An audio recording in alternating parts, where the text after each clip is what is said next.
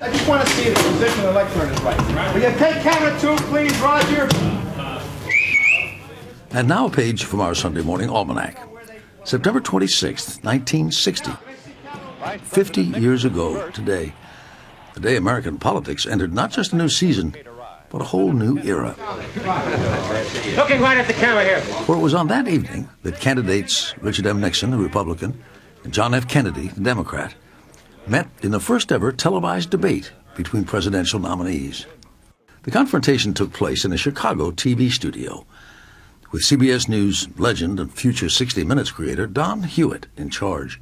I felt like a referee at a fight. I was giving them the last-minute instructions before they went to their corner and came out swinging. Will you let me see the tight shot on camera? In the moments before, both candidates warily tested the microphones. You hear me now, speaking? And checked out their appearance. I think I better shave. Prophetic words.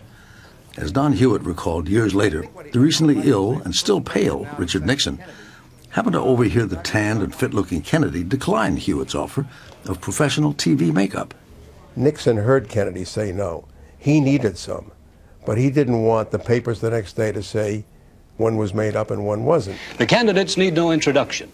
Nixon opted for his own cheap over-the-counter makeup, and the battle was joined. In the election of 1860, an hour-long encounter under hot studio lights that most people remember not for their words, but for the contrast between the cool and calm Kennedy and the rumpled and nervous Nixon. People who heard it on radio thought Nixon won.